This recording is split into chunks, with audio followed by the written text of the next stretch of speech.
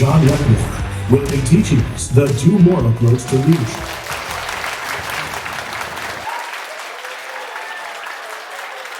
Appreciate you guys. Good afternoon. I'd like to ask, what if what you thought about succeeding in sales, building a massive sales agency, didn't take quite what you think it takes? You know, my background is lots of different things. She said accounting. That was the most recent thing I did before. Oh, that's a cool slide. I didn't know we had that one. That's what I did right before insurance. But I have quite a lot going on in my history. And fast forward to today, we do have a lot of insurance agents. We have like 6,000 insurance agents sell a policy last year, which is cool, which means my goal is to always help people get paid. And I focused on that, and that's what's allowed us to grow a lot.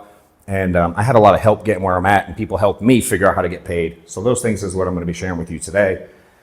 And the concepts that I've put in place to build the agency the size we have. But for perspective, 10 years ago, January of 2014, in the insurance business, I made a whopping $800 for the month. So a lot can happen in 10 years. Now we'll do, $250 million in production this year. Doesn't suck. So if any of you are feeling stuck, like what's going to happen next? Where am I? I've been doing this for a while. How do I break out of this thing? Man, it can happen. I grew up in the projects outside of Boston. So all I remember as being a kid is standing in line for cheese and peanut butter and taking my mom's food stamps to the store to buy her Newport Lights in the box. That was my childhood. I had a blast doing it. We played in the park a lot. We caused a lot of trouble. We did things we shouldn't do. We threw rocks at trains. I just did a lot of dumb stuff, but I was a happy kid in the hood. And, so my grandma was a teenage mom. My mother was a teenage mom. My dad wasn't there at all, really. Every once in a blue moon, he'd show up. I had to one-up both of them. I had my first kid on the way at 16. So my oldest today is 30. I have 5 children total. My youngest is 12. So I just started having babies in high school, and I never stopped having babies.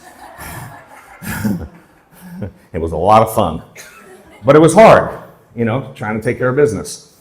And out of high school, I started working in high school at a pizza joint, worked 4 years there, eventually ran it as a manager. They paid me $7 an hour, gave me a cool title, but it didn't pay anything. And all through school, I my favorite thing in school was to skip it. So I did a lot of that. I did just enough to get by. I wasn't dumb enough to ever stay back, but I didn't want to go any more than I had to. And unfortunately, that mentality and that path followed me along my life. And when I started working, I did just enough to pay the bills. Right? And then I went in and I got a little warehouse job and I paid a little bit more. And at that point I had several kids and we bought like a new minivan to fit the kids in. And now the extra money I had was now gone again. And we're just getting by again. And at one point, I remember looking at people I was in a very blue collar job, loading trucks in a warehouse overnight. And I remember looking at all the people that were ahead of me, older than me, had been there a long time. And again, I worked nights. There was a day shift also that unloaded trucks. At night, we loaded them. At night, everybody's goal was just to get the day shift. That was their goal in life. You've been there. I heard it. That was it. I was like, that's the vision? Just do the same thing in the morning, then at night. I'm like, this sounds stupid. So I was like, I don't want to be in that spot. That was my future. That's what I saw as the potential future. And I was like, I gotta go to school, right? I'm mid-20s or whatever. I'm like, I guess I should go to college because I didn't do that out of high school. I walk into a local community college we have in the hood where I grew up, and it was like no money to go. I walk in and I go to where you go to sign up, and there's this little board. We have all these majors, all these different colored flyers. And the lady walks up to me, she's like, can I help you? I'm like, yeah, I want to go to college. She goes, what do you want to do? I have no idea whatsoever. That's why I'm staring at the board here by myself. And she goes, what are you good at? I said, I'm really good at math. And so she says, why don't you become an accountant? I was like, dope, let's sign me up to that. To this day, I still hate that lady. Because she asked me no questions whatsoever other than, what are you good at? And math has nothing to do with accounting, really. And I got stuck as an accountant. And I'm not supposed to be one. But it did help me a lot. I learned a lot from it. The biggest thing I learned is I was a corporate accountant, not even a CPA. Every time I tell someone accountant, they think I did taxes, and I didn't even get that far. Again, I just kind of limped into accounting too. And, when I started seeing what the potential was in that position, same thing. It was like I was at my peak. I was making 40 grand a year as an accountant crunching numbers. And the person in charge who told me what time I had to show up and when I could go to lunch and when I could take a break and when I could go on vacation and when I could do all the things, she was making like 80. I'm like, she'd been doing it for 30 years. I'm like, shit, here we go again. I used to get better at this, like picking a career thing. And again, I saw the vision and I'm like, I want more than that. I just don't know how to do it. But I always felt different. I always felt like I could achieve more. And like feel something inside me, like I know I'm not supposed to be here. I'm supposed to be there, but I don't know how the hell to get there. That was me. And, at this point, I'm 27, 28 years old, doing accounting work that I hate. I get a side gig in the mortgage industry. Covey, I know you're here killing it. I was the guy who sold all the 100% subprime loans and 100% no-doc investor loans. You close 4 of them in a day and they ask no questions. So I was one of the ones that contributed to ruining the country by giving out money that people couldn't afford to pay back. And I sold a couple loans, and when I sold the loans, I made good money, and then I went out and bought stuff. And the first time I did a couple loans for that investor, I made like 10 grand one month, because I closed a loan for 4 loans for one dude in one day. I made like 10 grand, and I went out and bought a new truck and a new house because I acted like I signed a record deal with Jay-Z. And I really just closed 4 houses that foreclosed the next year. And, at that stage, that was 2007-ish. I went through that year. I lost everything because I started spending money I didn't have. I had 2 houses taken back because I had the little baby house I was in. I bought the big one I shouldn't have. They took both of them back. I then learned when you get a mortgage and quote unquote buy a house, it's not really your house, it's the bank's house. So they wanted their shit back when I didn't pay for it. I got my car taken away, I filed for bankruptcy, and I got divorced. All in like a 12-month period. Yeah, people relate, right? Sometimes life punches you in the face. So I go back to accounting for 4 more years, hard to find a job, long story short, get back into accounting. But I still have this vision of like, how can I figure this thing out? I do get into insurance. Part-time, somebody, again, someone I knew in the mortgage business, knew me, knew I had I'm a vision, I want more. So he referred me to insurance. And I get in, long story short, I get my license. I pick up the phone, I start calling clients, right? There's some of y'all that are in insurance. I've talked to a few of you guys. I start calling clients. They basically told me no or to F off or they didn't do it, right? Hung up on me, whatever it was. And I was like, this don't work, I quit. And after 1 day in the insurance business, I quit, went back to accounting, right? Because it was hard in my head. And I just go back to this job that I hate. And I'm like, but all these people are succeeding in all these other industries. But I kept putting in a little bit of effort and didn't get rich right away and quit. And I did that multiple times over. I just kept giving up. You know what I mean? I didn't push through. And I'm like, God, I gotta figure something out. So get into, back to my accounting job for a couple years. Long story part, it goes through and I get back into insurance. I had a buddy reach out to me and he DMs me and he's like, hey dude, I met this guy. I found something I think you'd be good at. It's the guy I knew in the mortgage business. And he's like, are you open to a conversation? I call him and he's like, hey, insurance. I was like, nah, I did that, it don't work. I'm not doing that. But he comes and he takes me to dinner. Actually, he offered me vodka, so I went because that's how I used to bury my feelings and all the problems. So I go meet him at a bar. He explains the business to me in terms of you can sell to get out of a situation, or you can build a business and you can hire agents and you can build something. And it reminded me a lot of the mortgage industry. They're very similar. And I was like, let me give it a try. I get into sales again, and I'm 2 years in the business. This was 2012. This happened. I get back in. So for perspective, I applied in insurance in 2008. I got my license in 2010. I didn't sell my first policy till the summer of 2012. It took me 4 years to sell one policy. Yeah. So I start messing around with it a little bit. I do it part-time for a year. I make enough to figure things out. I make 50 grand part-time. I leave my job. I start doing it. But I'm like very up and down for the next 2 years in the business. 1 month I make a few bucks, and the next month I make no money. Next month I make a few bucks, next month I make no money. And it's a very roller coaster style, right? And I was extremely tired of being stuck there. So I start looking at my situation, and I mentioned the divorce prior, right? Now I got 5 kids at this point. My youngest is like a year old, Maddox, who's now 12. And I still can't buy my kids the stuff they want.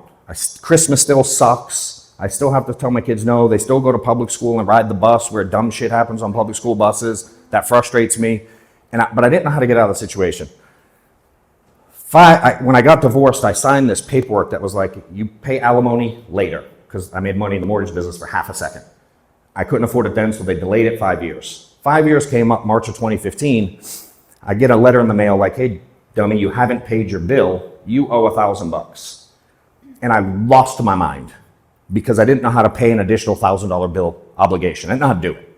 And I always ask people, like, if I gave any of y'all, maybe it doesn't happen to everybody, an extra $1,000 obligation a month, would that stress you out?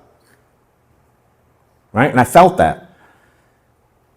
And I had a guy that challenged my thought process. And I remember, like, any of y'all struggling in sales, like trying to figure out how to get to the next level? You sell something? You? Yes? Jeremy, right? I know you're in insurance. You do exactly what I do, don't you? Cool. How many, last week, for perspective, right? You good if I ask you some questions? Last week, how many presentations did you make to attempt to sell? Ballpark. 12. Cool. How long does each one take? About 30, 45. 30 minutes. So 12 presentations, 30 minutes, 6 hours of presentations. And then you prospect also to set up appointments, make phone calls, whatever dial leads. How many of those did you do last week, roughly? At least 300 a day. Okay. So you can do a few hours a day. Like if it takes like a minute for a phone call in my world. We call leads, right? So most don't answer. You're prospecting like crazy. So a few hours a day of that, 12 hours a week of presenting. So when I did mine, I'm gonna explain it up here. I sat with myself and I looked at my numbers. And I was making 8 to 10 presentations a week, hour a pop, and I was making 150 phone calls a week, which takes a few hours. And I said to myself, I'm working 15 hours in money-making activity. Does that make sense? But I was making X. I was making like $6 grand a month. And I learned that every presentation I made equaled a dollar amount, regardless if I closed it or not. Right? So for me, I was making 8 or 10 a week, but I was making like 6 or 8 grand a month. And one day I did the math and I was like, every presentation equaled $200, regardless if I closed it. Does that make sense? And I had to have this period where I really wanted to make changes in my life. And this is a question I ask a lot of people. And this is like for you and other people. I have this sign that hangs in my office and it says, do you hate losing so much you're willing to change? Or do you hate change so much you're willing to lose? And for me, I was at a position where I had to make a change. This child support thing came to me and I lost my mind. And someone challenged me, they asked me the questions like I did to you. And I realized when I presented and when I prospected, those time frames only added up to like 15 or 20 hours a week, max, like on a good week. And I was usually exaggerating. And I decided that I was going to go out and change my world to make it to where I never have to worry about $1,000 again in my life. Does that make sense? And when I started going at this with a different level of activity, for me, this is one thing that helps me a lot. If you write down some level of activity, for you it's phone calls and presentations. For me, phone calls I can do 60 an hour, presentations I can do in an hour.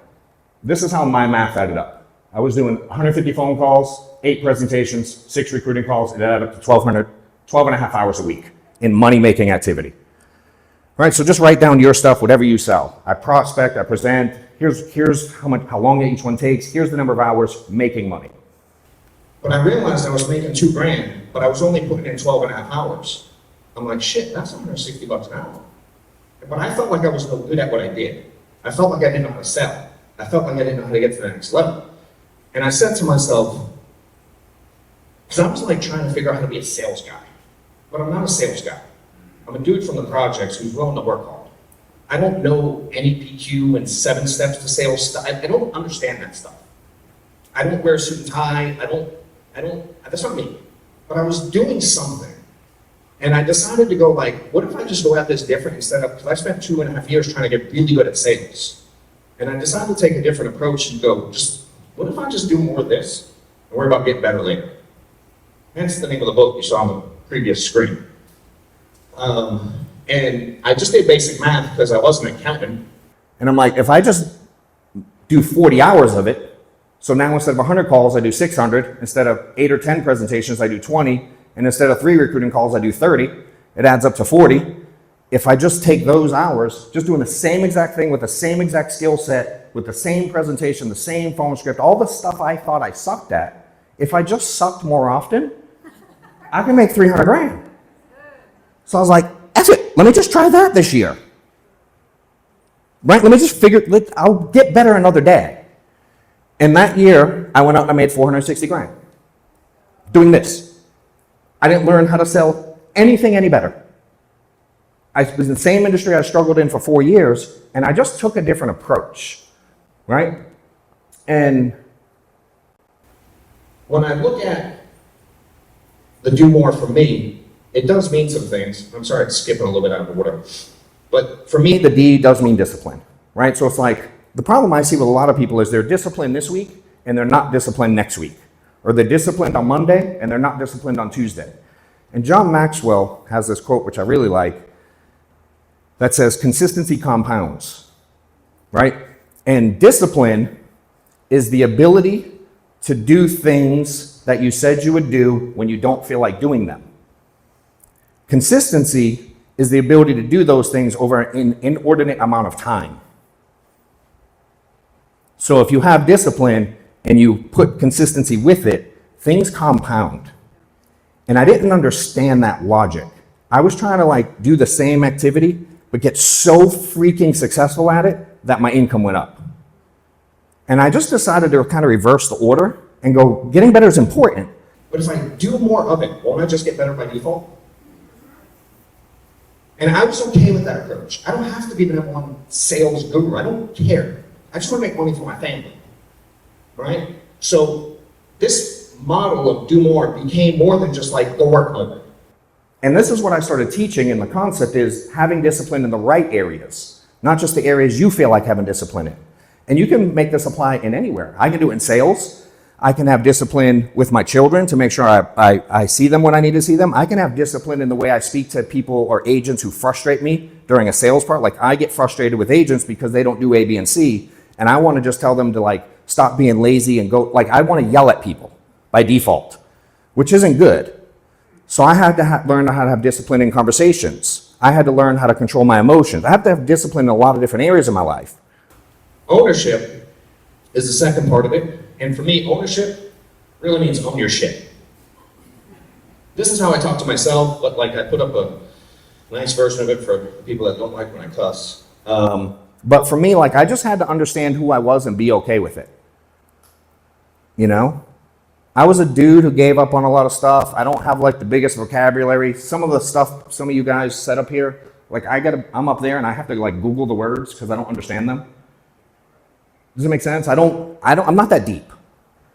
I would get frustrated. I was super emotional. So when clients told me no, I would get frustrated, right? When agents didn't perform the way they did, I would get annoyed. And I had to understand that's who I was, and I had to make change. Again, the change thing had to be on me. I had to own who I was, and the reason I wasn't growing was because of me and my problems. So I had to take those things and start to adjust them and get better at them. Does that make sense? And I try to help people understand, like, it's okay with who you are. Your deficiencies are okay. Can we tweak them? Can we get better at them over time? Sure.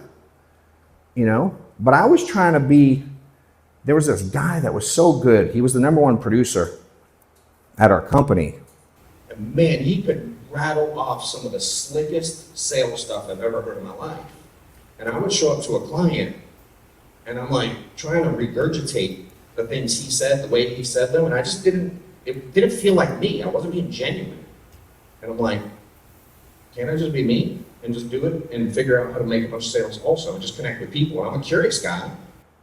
Right, which Nicole talks about. I'm like, if I just ask questions, people answer. I don't have to go salesy because that's not authentic to me. I'm like, can I just talk to them? And that started opening people up. And what's crazy is the activity level for me took the burden off of having to make a sale. You ever have to make a sale because your bills are due? This is a really shitty situation to be in. And I was in that for far too long. I was 35 years old and broke as a joke with 5 kids. So every time I'd sit with a client, it was all about me, not them. When I see 3, 4, 5, 6 people a week, it's about how much money can I make in that situation. When I started seeing 30, which wasn't anything, again, 40, all I did was get to 40 hours. Some people look at it and they're like, work smarter, not harder. And I want to punch those people in the face some days. I'm like, can't we work smarter and harder?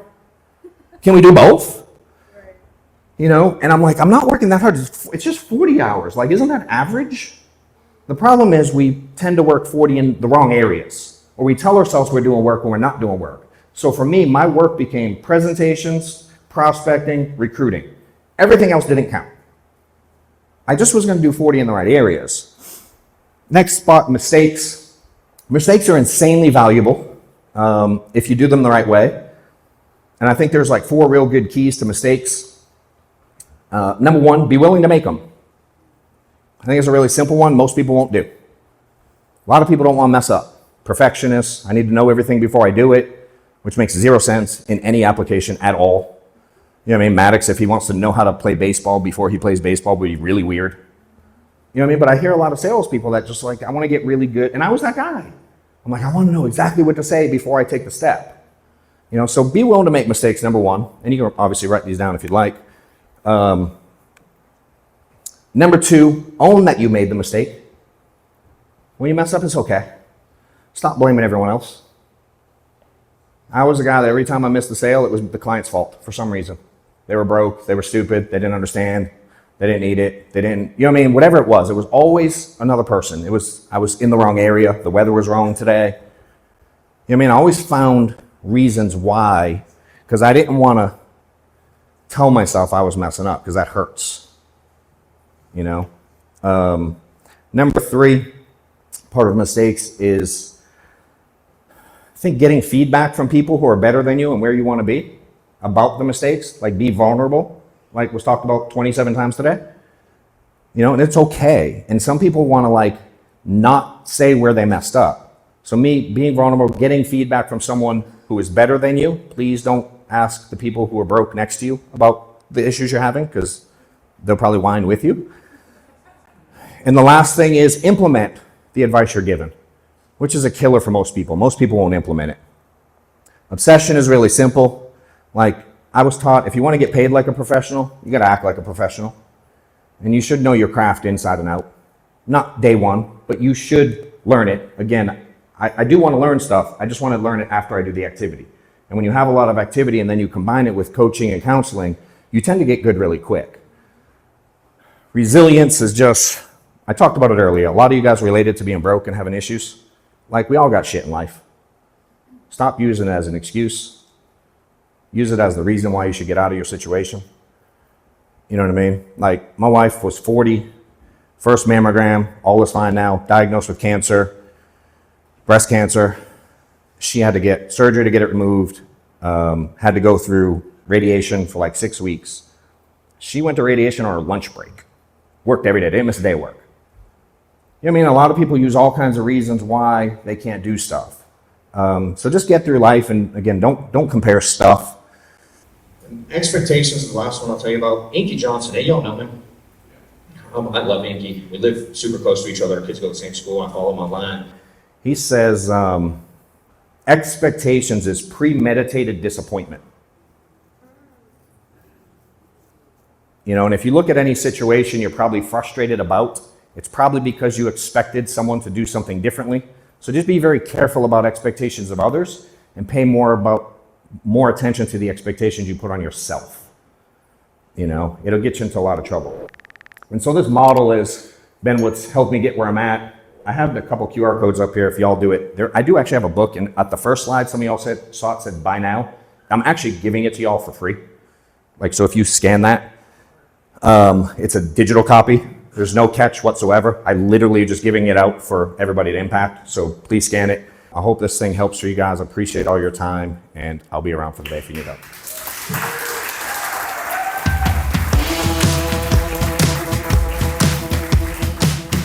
Hey guys, you know I preach do more. I preach activity. I talk about tracking your numbers. And for now, for the first time ever, I'm giving away free my activity tracker that I've used my entire career to keep up with my numbers, how many clients I see, how many phone calls I'm making, money, deposits, how much I make per hour, all kinds of stats that you can get by downloading the tracker for free on the link below.